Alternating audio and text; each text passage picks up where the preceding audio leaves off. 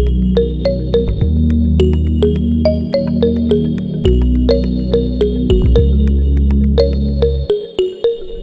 Digestion and absorption of lipid, তো lipid মানেও যা, ফ্যাট মানেও তাই, এটা কিন্তু আমরা সবাই মোটামুটি জানি।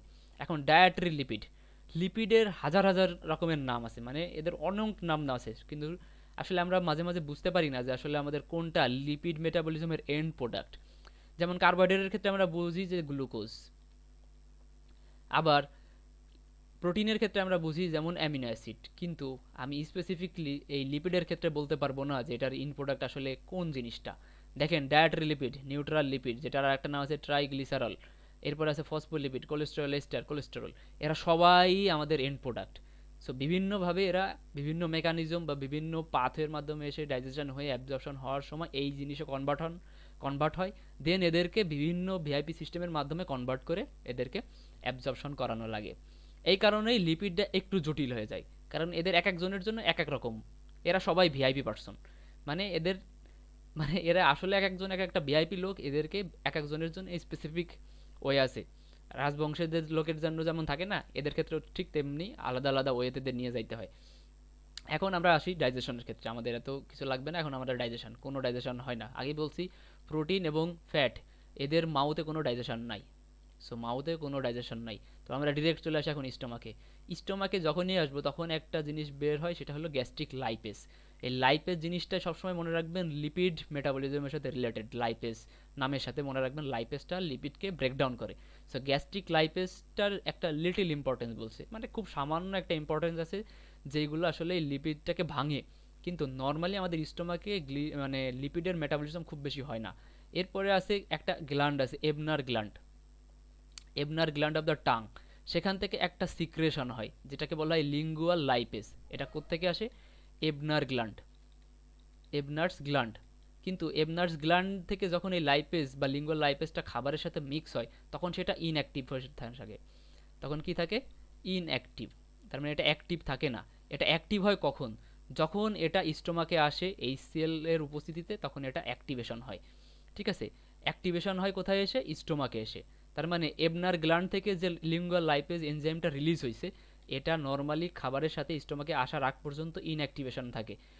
স্টোমাকে এসে যখন অ্যাসিডিক এনভায়রনমেন্ট অথবা এইচসিএল এর সাথে যখন বিক্রিয়া হয়, তখন সেটা অ্যাক্টিভেশন হয়, তখন সেটা আমাদের ডাইজেস্ট করে 30% অফ দ্য ডায়েটারি ট্রাইগ্লাইসেরল অ্যাসিড বা ট্রাইগ্লিসারল, বা যেটাকে আমরা বলি টিএসি। তো এটার 30%কে ডাইজেশন করে ফেলে। কত পার্সেন্ট? 30% টিএজিকে কে করে? এই লিঙ্গুয়াল লাইপেজ। এটা কখন করতেছে? স্টোমাকে আসার পরে। স্টোমাকে আসার আগ পর্যন্ত এটা ইনঅ্যাক্টিভেটেড থাকে বা ইনঅ্যাক্টিভেট অবস্থায় থাকে। এখন যাই হোক, আমাদের স্টোমাকের কাজ শেষ, এটা 30% ট্রাইসাইল গ্লিসারলকে ডাইজেস্ট করলো। এবার ওই বাকি বাকি যেটুকু আছে বা যেটুকু এখনও ডাইজেশন হয় নাই সেটুকু প্লাস এই 30% এদেরকেও কোথায় পাঠিয়ে দিল? এখন ইন্টেস্টাইনে পাঠালো। ওই গেল ইন্টেস্টাইনে। ইন্টেস্টাইনে যাওয়ার আগেই কিন্তু নর্মালি ফ্যাট মেটাবলিজমের মেইন যে জিনিসটা আসতেছে, সেটা হলো আমাদের second part of the duodenum. Second part of duodenum, যেখান থেকে কি বের হইতেছে? বাইল। বাইল ডাক্ট থেকে কি রিলিজ হইতেছে? বাইল সিক্রেশন হইতেছে, যেটা second part of the duodenum এসে বাইল ডাক্ট ওপেন হইতেছে, খাবারের সাথে এখন কি মিক্স হইতেছে? বাইল। এই বাইলের একমাত্রই কাজ কি? ফ্যাট ডাইজেশনে হেল্প করা বা লিপিড ডাইজেশনে হেল্প করা। তো এতক্ষণ পরে আমাদের লিপিড মেটাবলিজমের মেন বা ফাইনাল জায়গায় আমরা চলে আসছি, সেটা হলো এখন আমরা ইন্টেস্টাইনে আসছি। তো ইন্টেস্টাইনে আসার আগে কিন্তু আমাদের second part of the duodenum থেকে বাইল মিক্স হয়েছে। বাইলটা মিক্স হয়েছে কাদের সাথে? এই লিপিড বা ফ্যাটের সাথে বাইল মিক্স হয়েছে। এখন খেয়াল করেন, বাইল সল্ট এবং lecithin emulsify fat globules into the small particles. তার মানে লেসিথিন ইমালসিফাই ফ্যাট গ্লোবিউলস, যেটা আমাদের স্টোমাকেও কিছু জিনিস গ্লোবিউলে কনভার্ট হয়েছে, যেটা স্মল পার্টিকেলে কনভার্ট হয়ে গেছে আগেই কিছুটা। আবার কিছু জিনিস আছে যেগুলো আসলে বাইল সল্টের উপস্থিতিতে, অর্থাৎ বাইল সল্টের সাথে যখন মিক্স হয়েছে, তখনও সেখান কি হয়েছে? ফ্যাট গ্লোবিউলসগুলো স্মল পার্টিকেলে কনভার্ট হয়েছে। কনভার্ট হওয়ার কারণে কইতেছে প্যানক্রিয়াটিক লাইপেজ তখন ব্রেকডাউন করতেছে কাদের? এই ট্রাই অ্যাসাইল গ্লিসারলগুলোকে করে ফ্রি ফ্যাটি অ্যাসিড এবং 2 মোনোঅ্যাসাইল গ্লিসারল কনভার্ট করে ফেলছে, যেটা হলো প্যানক্রিয়াটিক লাইপেজ। আমি আগে বলছি প্যানক্রিয়াস থেকে বা প্যানক্রিয়াটিক জুস থেকেও কিন্তু ফ্যাট ডাইজেশনের জন্য বিভিন্ন ধরনের এনজাইম রিলিজ হয়। তার মধ্যে একটা এনজাইমটা কি? Pancreatic lipase. প্যানক্রিয়াটিক লাইপেজ কি করতেছে? যেটা হলো আমাদের টিএজি, এই যে আমাদের টিএজি 70% যেটা ব্রেকডাউন হয় নাই বা ডাইজেশন হয় নাই তাদের মধ্যে যে ট্রাইঅ্যাসাইল গ্লিসারল আছে তাদেরকে ভেঙে কি করতেছে ফ্যাটি অ্যাসিড এবং 2 মোনোঅ্যাসাইল গ্লিসারলে কনভার্ট করতেছে। আবার একটু খেয়াল করেন, আমার স্টোমাকে যখন ছিল তার সেখানে আমাদের 30% অনলি কত 30% ট্রাইঅ্যাসাইল গ্লিসারল ব্রেকডাউন হয়েছে বা ডাইজেশন হয়েছে। বাকি যে 70% ছিল এরা তো তখন ব্রেকডাউন হয় না, এরা তখন কোত্থেকে আসছে, স্টোমাক থেকে কই আসছে, ইন্টেস্টাইন আসছে। ইন্টেস্টাইন আসার পরে কি হইতেছে, ইন্টেস্টাইন থেকে শুধুমাত্র আমার এই বাইলই সিক্রেশন হইতেছে না, নট অনলি বাইল, সাথে কি হইতেছে আমার প্যানক্রিয়াটিক জুসটাও সিক্রেশন হইতেছে সেকেন্ড পার্ট অফ দ্য ডিউরোনামে। তার মানে বাইল কি করতেছে, বাইলটা ফ্যাট গ্লোবিউলসটাকে স্মল পার্টিকেলে কনভার্ট করতেছে, জাস্ট ইমালসিফাই করতেছে। কারণ বাইলের একটা ফাংশন হলো emulsification of the fat, so ওটার কাজ ইমালসিফাই করা। কিন্তু আরও যে রিলিজ হইতেছে প্যানক্রিয়াটিক জুস থেকে যে প্যানক্রিয়াটিক লাইপেজ, কারণ বলে আসছি যে প্যানক্রিয়াস্টিক জুস থেকে যেই এনজাইমগুলো রিলিজ হয় এরা সব ধরনের খাবারকে ডাইজেশন করে। তো যেহেতু প্যানক্রিয়াটিক লাইপেজ থেকে প্যানক্রিয়াটিক জুসও রিলিজ হইতেছে, তো প্যানক্রিয়াটিক জুসের সাথে থাকে কি প্যানক্রিয়াটিক লাইপেজ। প্যানক্রিয়াটিক লাইপেজ কী করতেছে, এই যে আমার যে 70% যেই ট্রাইঅ্যাসাইল গ্লিসারল যেটা আনডাইজেস্ট অবস্থায় স্টোমাক থেকে ইন্টেস্টাইনে আসছে, এই 70% ট্রাইঅ্যাসাইল গ্লিসারলকে তখন কী করতেছে, এদের ব্রেকডাউন করতেছে। ব্রেকডাউন করে কি তৈরি করতেছে, ফ্রি ফ্যাটি অ্যাসিড আর 2 মোনো গ্লিসারল বা 2 মোনো অ্যাসাইল গ্লিসারলে কনভার্ট করতেছে। কিসে করতেছে, 2 মোনো অ্যাসাইল গ্লিসারল। এখন এইটুকু যদি না বুঝে থাকেন তাহলে এখানে একটু খেয়াল করেন, এই যে আমি ফ্যাট, আমাদের মেইন জিনিসটা কী ছিল, ফ্যাট যেটা ট্রাইঅ্যাসাইল গ্লিসারল, সেটা বাইলের সাথে কনভার্ট হইলো, বাইলের সাথে বা বাইল এই ফ্যাটের সাথে মিক্স করলো, মিক্স করার পর কিসে কনভার্ট করলো, ইমালসিফাইড ফ্যাটে। কারণ বাইলের একটাই ফাংশন, সেটা হলো ইমালসিফিকেশন করা। এখন ইমালসিফিকেশনটা কি, সেটা হলো বড় একটা পার্টিকেল বা বড় একটা লিপিড পার্টিকেলটাকে ভেঙে ভেঙে ছোটো ছোটো পার্টিকেলে কনভার্ট করে ফেলা। ফ্যাটের এই কাজ শেষ, ইমালসিফাইড ফ্যাট। এখন ফ্যাট তো ভেঙেই গেছে আলটিমেটলি।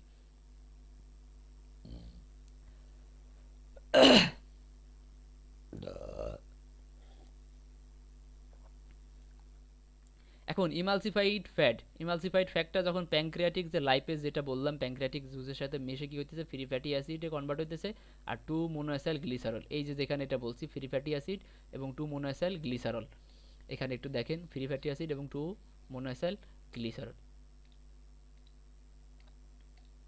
এই দেখেন ফ্রি ফ্যাটি অ্যাসিড এবং 2 মোনোঅ্যাসাইল গ্লিসারলে কনভার্ট হইতেছে। তো যেটা ছিল আমাদের আলটিমেটলি এই 70% যেটা আমাদের স্টোমাক থেকে মানে ডাইজেশন হয় নাই, সো ডাইজেশন যেটুকু হয় নাই সেটুকু এসে এখানে ডাইজেশন হলো। এখন কী হলো, 2 মোনোঅ্যাসাইল গ্লিসারলে কনভার্ট হলো। আরও কিছু জিনিস এখানে দেখেন, এই 1 অ্যান্ড 2 বন্ড, তো 2 বন্ডের ক্ষেত্রে এটা 2 মোনোঅ্যাসাইল গ্লিসার আমরা পেয়ে গেছি, কিন্তু 1 বন্ডে যেটা আছে সেটা কিন্তু 1 মোনোঅ্যাসাইল গ্লিসারলে কনভার্ট হয়েছে। এই 1 মোনোঅ্যাসাইল গ্লিসারল কী করতেছে, ইন্টেস্টাইনাল লাইপেজ, ইন্টেস্টাইনে আর একটা জিনিস বের হয়, ইন্টেস্টাইনাল থেকে একটা লাইপেজ মানে লিপোলাইটিক এনজাইম সিক্রেশন হয়, সেটা হলো ইন্টেস্টাইনাল লাইপেজ, যেটা হলো এন্টারোসাইট থেকে রিলিজ হয়। আবারও খেয়াল করেন এন্টারোসাইট কোনটা সেটা তো বুঝছেন। তো এন্টারোসাইট থেকে রিলিজ হইতেছে কি ইন্টেস্টাইনাল লাইপেজ, সেটা কি করতেছে এই 1 মোনোঅ্যাসাইল গ্লিসারলটাকে গ্লিসারল এবং ফ্যাটি অ্যাসিডে কনভার্ট করতেছে। সো আলটিমেটলি আমার যেটা দরকার ছিল এই ফ্যাটি অ্যাসিড কিন্তু আমরা পেয়ে গেছি এখানে। তো দেখেন 1 মোনোঅ্যাসাইল গ্লিসারল হোক কিংবা 2 মোনোঅ্যাসাইল গ্লিসারল হোক বা ইমালসিফাইড ফ্যাট হোক, আলটিমেটলি আমরা ব্রেকডাউন করে কি পেয়ে গেছি, ফ্যাটি অ্যাসিড, আরেকটা কি পাইছি, গ্লিসারল। দুইটা জিনিসই আমাদের এই অ্যাবজর্পশনের সময় যে লাগবে। এখন দেখেন ডাইজেশন অফ কোলেস্টেরল এস্টার এবং ফসফোলিপিড, এখানে যেমন একটা দেখে আসছেন কোলেস্টেরল এস্টার এবং ফসফোলিপিড, সো এখন ওদেরও তো ডাইজেশন করা লাগবে। আমরা তো প্রথমে ডাইজেশন করলাম কাদের, এই নিউরাল ফ্যাট, তো আমরা এতক্ষণ ধরে ফ্যাট ডাইজেশন করছি। এখন আমাদের ডাইজেশন আসতেছে কাদের ক্ষেত্রে, কোলেস্টেরল যে এস্টার এবং ফসফোলিপিড। এখন কোলেস্টেরল এস্টার এবং ফসফোলিপিডের ডাইজেশনে আমরা কি করব, এখন এটা একটু এখন দেখেন। তো এখন আমাদের কি পাইছি, এখন কোলেস্টেরল এস্টার এবং ফসফোলিপিড এরা কই যাচ্ছে, most of the cholesterol enters cholesterol in the diet from the cholesterol esters in the form of cholesterol ester, মানে কোলেস্টেরলটা আসলে কোলেস্টেরল এস্টার ফর্মে আমরা ডায়েটের মাধ্যমে খাই, এটা এখানে বলছে।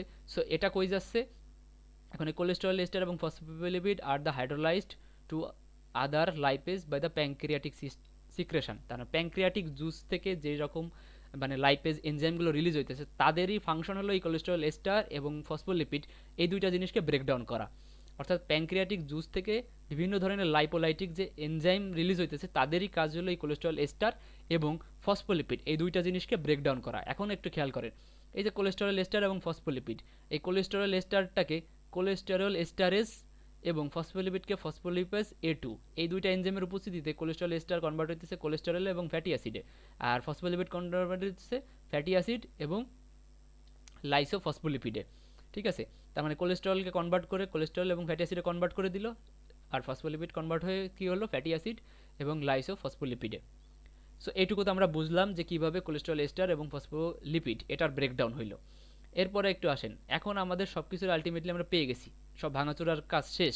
এখন একটু খেয়াল করেন যে অ্যাবজর্পশন অফ দ্য লিপিড। যখনই আমার অ্যাবজর্পশনের কথা আসতেছে দেখেন কয়েকটা নাম আসতেছে। কার্বোহাইড্রেটের মধ্যে শুধুমাত্র 3-4টা নাম আসে না, এখানে অনেকগুলো নাম আসছে। যেমন আসতেছে fatty acid, glycerol, 2 monoacyl glycerol, 1 monoacyl glycerol, cholesterol. এরা সবাই ডিরেক্টলি অ্যাবজর্পশন হয়। তার মানে ফ্যাট মেটাবলিজম আমরা যে কয়েকটা এই যে 5টা নাম পাইলাম, 5টা নাম, এই 5টা নামের মধ্যে যারা যারা আছে এরা সবাই বিভিন্ন ওয়েতে ডিরেক্টলি আমাদের অ্যাবজর্পশনের সাথে রিলেটেড বা অ্যাবজর্পশন হইতে পারে। এখন absorption of fat need the formation of the micelle.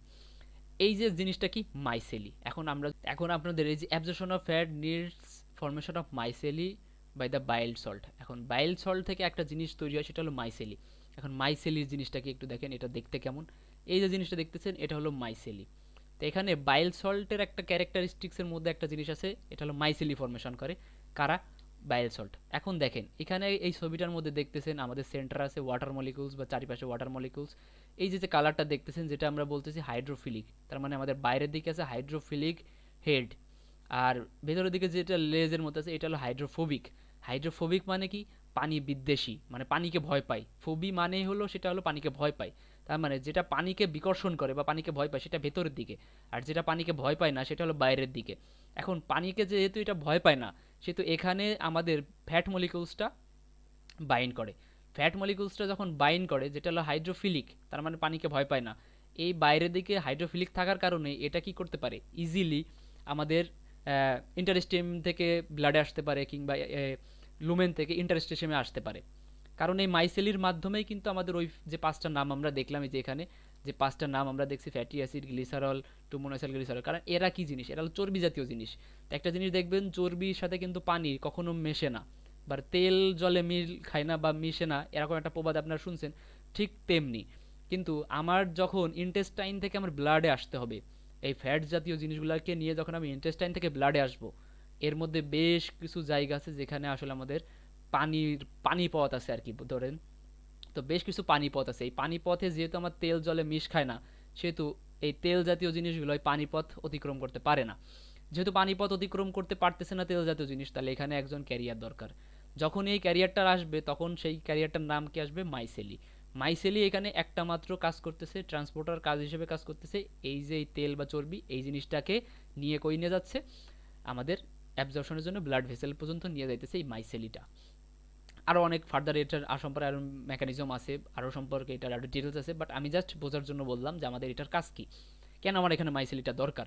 এই মাইসেলিটার এই কারণে দরকার, যেহেতু আমার বাইরেটা হাইড্রোফিলিক, সেহেতু এই বাইরের পোর্শনটা আমাদের পানির সাথে কোনো ভয় পায় না বা পানি ওইটাকে কোনো এফেক্ট করে না।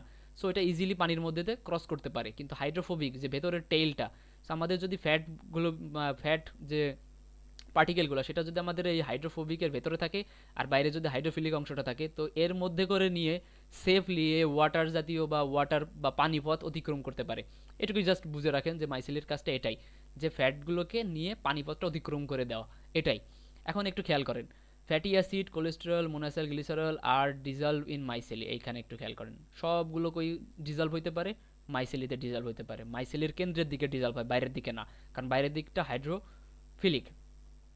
এখন surface of the micellar is water soluble, খেয়াল করছেন যেটা বললাম যে আমার বাইরে যে সারফেসটা সেটা হলো ওয়াটার সলুবেল, পানিতে দ্রবীভূত হইতে পারে। এখন পানিতে দ্রবীভূত না হলে পানির মধ্যে দিয়ে কীভাবে যাবে, তো যেহেতু বাইরের অংশটা পানিতে দ্রবীভূত হইতে পারতেছে, সেহেতু ইজিলি এই মাইসেলিটা ভেতরে ফ্যাট নিতেছে, আর বাইরে যেহেতু ওয়াটার সলুবেল সেটা পানির সাথে মিশে জাস্ট পানিটাকে ক্রস করে ফ্যাটটাকে নিয়ে যাইতেছে, জাস্ট এ লাইক এ নৌকা বা একটা বোটের মতো কাজ করতেছে। So it moves easily through the intestinal fluid and reaches the surface of microvilli, the enterocyte, and fat diffuse out in the micelle to the enterocyte. তো বুঝতে পারছেন, এটা যদি আমাদের সেই আবার সেই ইন্টেস্টাইনাল লুমেন হয়, এটা যদি আমাদের এন্টারোসাইট হয়, এটা যদি ব্লাড ভেসেল হয়, এইখান থেকে আমার নৌকার মতো কাজ করতেছে কি, এই মাইসেলি। এইখান থেকে আমার এই নদী পথ যেখানে আমার ফ্লুইড আছে, এই পথটা অতিক্রম করে নিয়ে যাইতেছে আমার কোথায়, এন্টারোসাইটে, বা যেখানে নিয়ে যাক, যেহেতু এখানে এন্টারোসাইট কথা বলছি, এন্টারোসাইট আমার নিয়ে যাইছে কি, এই মাইসেলি। তো মাইসেলি আমার কোথায় নিয়ে গেল, এন্টারোসাইটে। তো ইন্টেস্টাইনাল ফ্লুইড বা পানি পথটা অতিক্রম করে আমাকে এন্টারোসাইটে দিয়ে আসলো কে, মাইসেলি। কাদের দিয়ে আসলো, fatty acid, glycerol, 2 monoacyl glycerol, 1 monoacyl glycerol, cholesterol, সব কাজ শেষ, আমার কোথায় চলে আসছে সব কিছু, এন্টারোসাইটে। এখন কি হবে, এখন একটু দেখেন glycerol fatty acid containing less than 10 থেকে 12 carbon, so pass through the enterocyte directly to the portal blood. এখন আবার একটু কাহিনী আসতেছে। এখন এন্টারোসাইটে আমি সবাই নিয়ে আসছি, এদের মধ্যে আবার কিছু ভিআইপি পার্সন আছে। ভিপি পার্সন কারা? কারোর কার্বন সংখ্যা 10 থেকে 12টা, কারোর কার্বন সংখ্যা 12-র অধিক, আবার কারোর কার্বন সংখ্যা 12-র কম। এখন যখনই এই ঝামেলাটা হইতেছে যে যাদের কার্বন সংখ্যা 10 থেকে 12-র কম এরা ছোট, কারণ এদের কার্বন সংখ্যা কম। যাদের কার্বন সংখ্যা কম, একটা জিনিসের কার্বন চেইন যদি বড় হয় তার মানে সেই মলিকুলটা অনেক বড়, আর যাদের কার্বন চেইন কম তাহলে সেইটার আকারও ছোট বা সেটা দেখতেও ছোট। এখন ছোট ছোট জিনিসগুলো কি করতেছে, খুব ইজিলি দৌড় দিয়ে পোর্টাল সার্কুলেশনে চলে যাইতেছে। কোথা থেকে? এই এন্টারোসাইট থেকে। দেখেন এই এন্টারোসাইট থেকে ডিরেক্টলি দৌড় দিয়ে, যেহেতু ছোট ছোট, সে ডিরেক্টলি চলে যাইতেছে কোথায়? আমার ব্লাডে। কিন্তু যারা একটু বড় মোটা সোটা তারা এখন আর যাইতে পারতেছে না। এখন যারা একটু মোটা সোটা তারা পড়ে গেছে বিপদে। আর যারাই দেখেন পিচ্চি পোলাপান বলতেছে কি কন্টেনিং লেস দ্যান 10 থেকে 12 কার্বন, এরা আর কি করতেছে, ডিরেক্টলি কই চলে যাইতেছে? পোর্টাল সার্কুলেশন বা পোর্টাল ব্লাডে। আমার যাওয়ার দরকার কোথায় ছিল? ব্লাডে। তো ওরা দৌড়ে ব্লাডে চলে গেছে। কিন্তু যাদের আকার দেখেন মোর দেন 12 কার্বন বা 10 থেকে 12 কার্বন, তারা কিন্তু যাইতে পারতেছে না। তো যাদের ফ্যাটি অ্যাসিড বা যেই ফ্যাটি অ্যাসিডগুলা মোর দেন 12 কার্বন বা 10 কার্বন, তারা কি করতেছে, তাদের আবার স্টারিফিকেশন দিতেছে। স্টারিফিকেশন মানে আবার ভাঙতেছে। ভেঙে কি হইতেছে দেখেন, 2 মোনোঅ্যাসাইল গ্লিসারল ইনটু ট্রাইঅ্যাসাইল গ্লিসারল। তার মানে 2 মোনোঅ্যাসাইল গ্লিসারলটা ভাঙতেছে ট্রাইঅ্যাসাইল গ্লিসারলে। আবার করতেছে fatty acid also esterified into cholesterol and cholesterol ester. তার মানে যারা 12 কার্বন বা 10 কার্বনের বড় তারা ভেঙে ভেঙে ছোট হইতেছে, ছোট হওয়ার পরে তারা আবার ডিরেক্টলি পোর্টাল সার্কুলেশনে যাইতেছে। তা না হইলে তারা যাইতে পারবে না। তো একটা জিনিস মনে রাখেন, আমার ইন্টেস্টাইনাল লুমেন থেকে আমাকে ইন্টারস্টিশিয়ামে মানে এন্টারোসাইটে নিয়ে আসতেছে কে? মাইসেলি। মাইসেলির বাইরের যে সারফেসটা সেটা হলো পানিতে দ্রবীভূত হইতে পারে, মানে ওয়াটার সোলুবেল। এখন যেহেতু বাইরের সারফেসটা ওয়াটার সোলুবেল, সে তার কেন্দ্রের মধ্যে লিপিড জাতীয় জিনিসগুলো রেখে নিয়ে ইন্টেস্টাইন থেকে আমার কোথায় নিয়ে আসতেছে? এন্টারোসাইটে নিয়ে আসতেছে। এখন এন্টারোসাইটে নিয়ে আসে মাইসেলি আবার ফিরে যাচ্ছে কোথায়? আমার ইন্টেস্টাইনাল লুমেনে। কারণ কি? আমার একটা নৌকার মতো কাজ করতেছে, তো আমাদের তো ফ্যাট তো কম না, সো ওই নদী পারাপারের কাজ করতেছে, তাকে বারবার যাইতে হইতেছে, তার যে যাত্রী আছে তাদেরকে নিয়ে আসতেছে, মানে ফ্যাট যে সাবস্টেন্সগুলো আছে সেগুলোকে নিয়ে আসতেছে, নদী পার করতেছে। এই আমার মাইসেলির কাজ। মাইসেলির কোনো কাজ আর নাই অ্যাবজর্পশনের ক্ষেত্রে। মাইসেলি এইটুকুই করে, জাস্ট যেই পথটুকু পানি পথ সেটুকু অতিক্রম করে দেওয়া। এরপরে কি হইতেছে, এন্টারোসাইটে যখনই সবাই চলে আসতেছে, এর মধ্যে যারা ভিআইপি পার্সন বা যারা একটু ছোট মানে পিচ্চি পোলাপান যারা আছে, তারা কি করতেছে, ডিরেক্টলি দৌড় দিয়ে চলে যাইতেছে পোর্টাল সার্কুলেশনে বা ব্লাড ভেসেলের মধ্যে ঢুকে যাইতেছে। কিন্তু যাদের সাইজ একটু বড় তাদেরকে ভেঙে চুরে আবার আরও ছোটো করা হইতেছে। ছোটো করার পর তারা তখন আলটিমেটলি কই যাইতেছে? আমার সার্কুলেশনে যাইতে পারতেছে। সো নর্মালি মনে রাখবেন, যাদের কার্বন সংখ্যা 10 বা 12-র কম তারা ডিরেক্টলি চলে যাইতে পারতেছে, আর যাদের কার্বন সংখ্যা 10 বা 12-র বেশি তারা আবার এদেরকে স্টেরিফাই করতেছে, মানে স্টেরিফিকেশন মানে হলো আবার ভাঙতেছে। তাদেরকে ভেঙে আরও ছোটো পার্টিকেলে তৈরি করতেছে। ছোটো পার্টিকেলে তৈরি হওয়ার পরে তারা ফার্দার আমার সার্কুলেশনে ঢুকতে পারতেছে। এই হলো আমার ফ্যাট মেটাবলিজম অ্যান্ড ফ্যাট মেটাবলিজমের ডাইজেশন অ্যান্ড অ্যাবজর্পশন। এটাকে এত বেশি কমপ্লিকেটেড করে ফেলবেন না, খুব সহজ জিনিস, খুব বোঝার জিনিস। একটু বুঝতে পারলেই, নিজের ভাষায় আপনি যদি একটু বুঝেন, আমি যেভাবে বোঝাইতে চাইলাম, একটু যদি বুঝে থাকেন, তাহলে আশা করি এটা আপনার পরীক্ষায় লিখে আসতে পারবেন অ্যাড খুব ইজিলি মনে রাখতে পারবেন। জটিল কিছু করতে যাবেন না, একদম বেশি জানতে যাবেন না। বেশি জানতে গেলেই সমস্যাটা বাধাই ফেলবেন রিটেনের সময়, যে সবগুলাই একদম মাথায় ফেলে দেবেন, কিসের মধ্যে কী বলবেন নিজে বুঝবেন না। সো সব কিছু সিম্পলি বোঝার চেষ্টা করবেন। যতটুকু সিম্পলি বোঝানো যায় ততটুকু বোঝানোর চেষ্টা করছি। আশা করি ভিডিওটা সবার উপকারে আসবে। এই বলে আমি ভিডিওটা আজকের মতো শেষ করতেছি। Thank you.